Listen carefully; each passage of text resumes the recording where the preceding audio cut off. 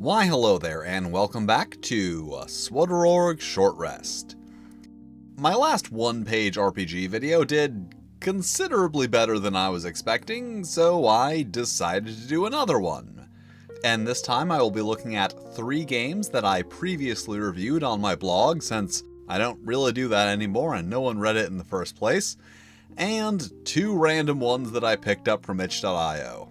So let's get into it with Squirrel Friends, a cute little game about squirrels having adventures in the park.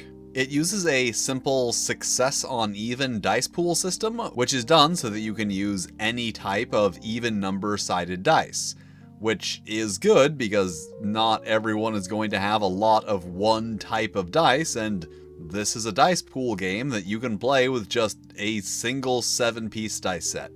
So, a cute but average concept. It does give you a little more than it has to, including some story ideas, which is always good for these lighter games that could be appealing to a more casual player. And it looks pretty nice. But now let's go in the complete opposite direction with Hers. A game about, I don't know, a cult or something. The whole thing is just painfully edgy, right down to including things like, if your hit points fall to 0, you're dead, no discussion, bitch. Which is just so super edgy, but also kinda ironic because as dark and gritty as this thing tries to be, it is actually really hard to die because there aren't actually any rules for damage, or what happens when your character is attacked at all. So a stupid, edgy idea. I honestly could not tell you if this is a joke or if they were actually serious about this, and it doesn't really matter. With an incomplete rule set, and considering that this is 1 page, it shouldn't be too hard to have noticed that something was missing. And it looks average at best. Honestly, if that is where all the attention went, it certainly didn't pay off. And now, something in between, I guess. Cookie Jar.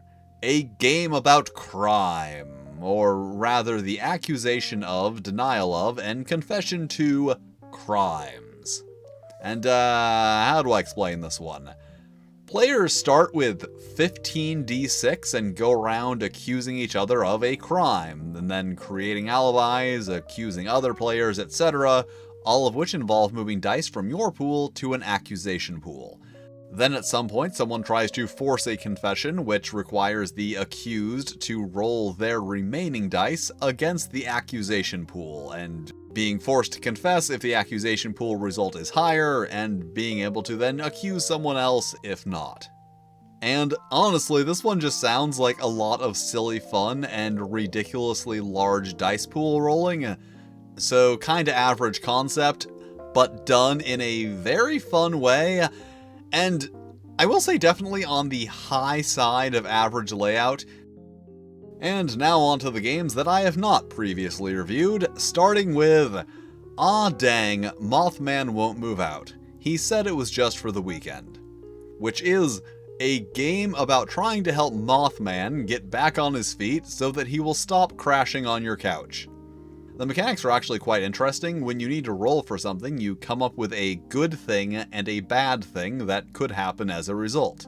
So let's say that you are trying to get Mothman a job at your place of employment so that he can get his van, which he was previously living in, out of impound.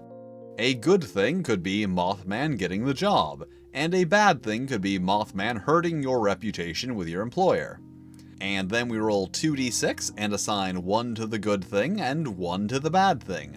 So let's say we rolled a 2 and a 6. We could assign them so that the good thing and the bad thing both don't happen.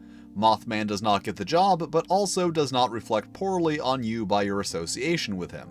Or we could assign them so that they both happen. Mothman gets the job, but does so poorly, or so well, that he ends up making you look bad. So a weird and wacky concept. I like weird, I like wacky, and that's what this is. And some interesting mechanics. I do like you having to choose and assign your roles to how good or bad things happen, and average aesthetics. And finally, The Mall Crawl, a game where you play as teenage girls hanging out at the mall. You each have a goal, normal mall things like getting a boba tea or picking up a gift for a friend, and there is of course some obstacles that try to stand in your way, but where things get interesting is you have 2.5 hours to accomplish your goals. Like, actual hours the game is intended to be played in real time, which is an interesting idea. Unfortunately, the actual mechanics are just unmodified opposed percentile rolls, so everything that's wrong with that. So an okay idea. I do like games that try something completely different, be it Mothman related or just hanging out at the mall. And the real-time thing is interesting, but everything else just feels like it could have been better in many, many different ways. And, not put together incredibly well.